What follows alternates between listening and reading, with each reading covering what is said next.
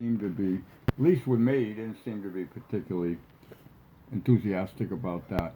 And he certainly didn't want to be Mashiach. When we suggested he become Mashiach, he said, no, no, no, Mashiachs don't live very long. Yeah, I was thinking probably. How did they suggest to Reb Shlomo that he should be Oh, he had Mashiach? some in New York. It's interesting. He had some people that wanted to have that model, the tzaddik model. Uh-huh. And Shlomo was not really a Hasidim. He was a fake Hasidim in a way. He was everything and nothing. He was You know, Yeki. well, not only that, he was on his father's side. He was definitely Misnagdim on the Kalbach side. On his mother's side, I don't know, but on his father's side, he was definitely Misnagdim. On the mother's side, I don't know. So, but he agreed to be a tzaddik. He was a No, he pretended to be a tzaddik. so he believed he was a tzaddik. No, but his followers, some of them, Uh-huh. did the same like with the Rebbe. He never said he was a tzaddik that I know of, but some of his followers liked that. They liked that thing of having a tzaddik to wave in San Francisco. But he didn't want to be a Mashiach. He never said he was a tzaddik. He didn't want to be a Mashiach. No, he said he didn't want to be a Mashiach. Who suggested to him to be Mashiach and how? Well, that was when he was on top with Life magazine doing weddings in Golden Gate Park with him. Right, with the expensive and weddings. He was a big deal of some new religious revival. Right. Yeah, and no, he didn't want to be Mashiach. He thought of Jesus maybe, or whatever, or maybe he thought it's the body Zvi. But he said that Mashiachs don't tend to live a long life. They don't live a long life. But the Rebbe proved that's not true. Right, the Rebbe lived long. And yeah. even Rebbe Nachman didn't live a long life, but that was because of TB. Yeah, tuberculosis, right? Yeah. 36? I'm not sure, but it was young. It might have been 40. It was young. They all got TB in those days. How old did the Alter Rebbe live? He lived older, huh? I don't know. I don't either. Maybe 60s, but I don't remember. I have no idea.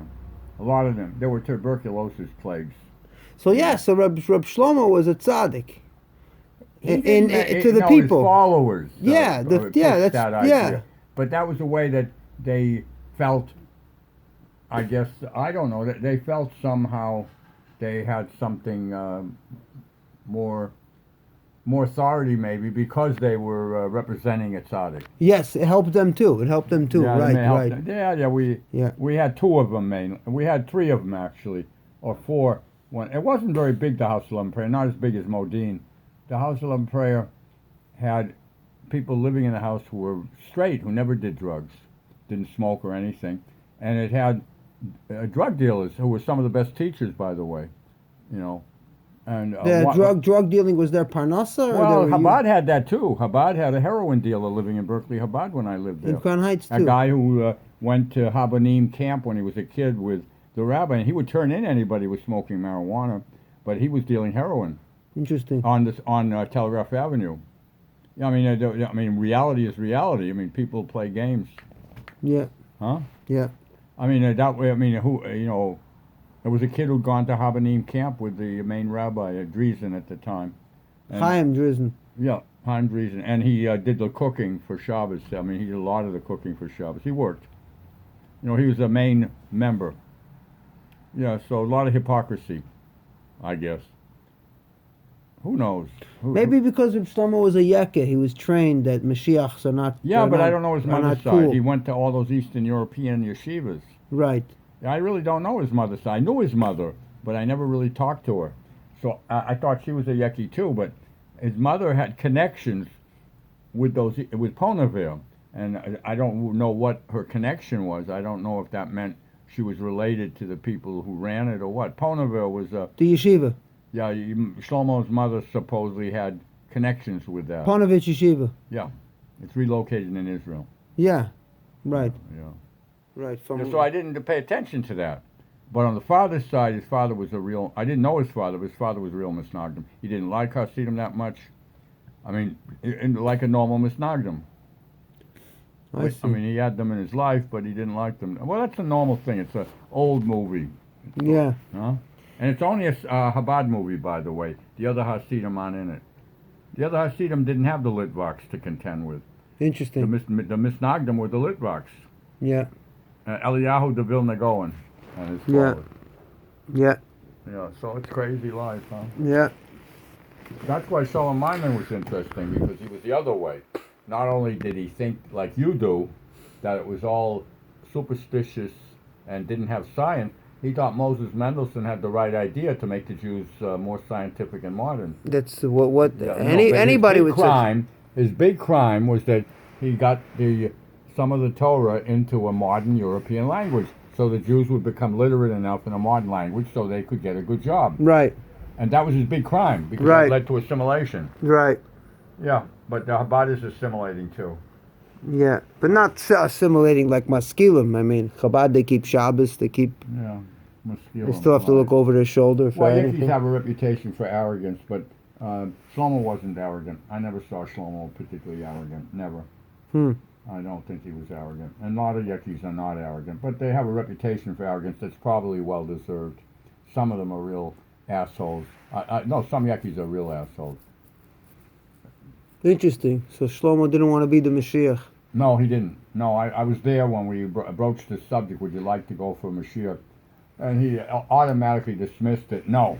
And he was thinking of people like Zabadi Zvi and He thought it's not hot. Yeah, he thought No, but Mashiach's not. Yankees don't like the concept of Mashiach. No. Of being one, No, of being he figured that was too much. That was putting yourself in the eye of like a rifle or something. Interesting. Yeah. For him, it was scary. Yeah, it was scary. It was frightening. He didn't have a community around him Right. like that. I mean, he liked traveling, being free. Oh, right. No, but he loved traveling. He did things like putting on.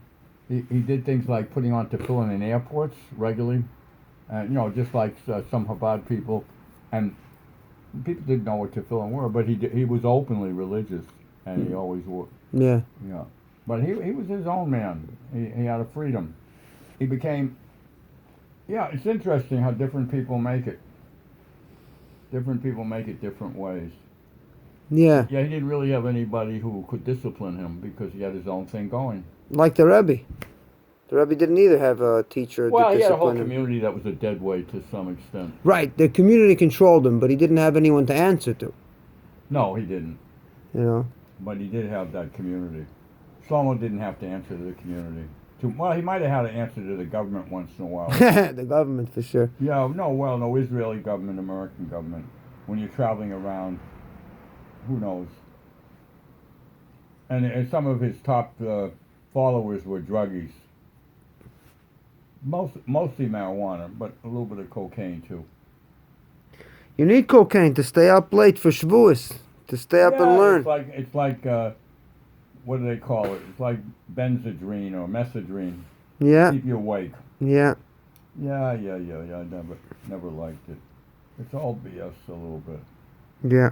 But Shlomo, he got to the drugs before Zalman Shakta, and he backed away from them, and Zalman didn't.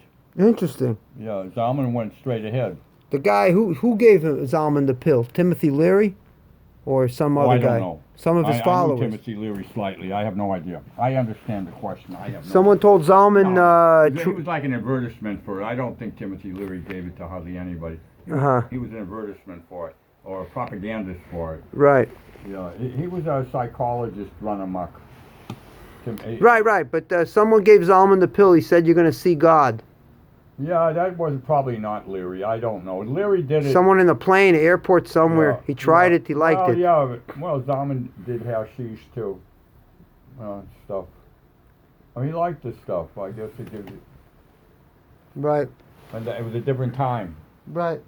The young people were that were sexy were into it. Some of them. Zalman liked the sound of the. I don't know what he liked. Yeah, probably. Whatever. Zalman liked the pretty young girls that didn't wear underwear, that were naive. Zalman? Oh, they both did. Shlomo did too. Yeah, but if you had that phone conversation with the girl and Shlomo, that would be scandalous today. Well, no, but they were repressed. Of course, they were. I understand. But if you had that, he didn't get you were anything. there. So if you recorded this whole phone conversation, It wasn't that big of a not deal. not that we need it, but it would just be amazingly scandalous for so many it followers. wasn't. Look, Chabad House, the original Chabad House in Berkeley, had a heroin dealer as the main cook. Right. That would have been a bigger scandal. And the Well, murder, it depends what people consider scandalous and what there people was a guy what's who hot went to and what's camp not. Have a name Right. when he was a kid. With Right. With the rabbi Driesen. Yeah, I never knew this about Zalman.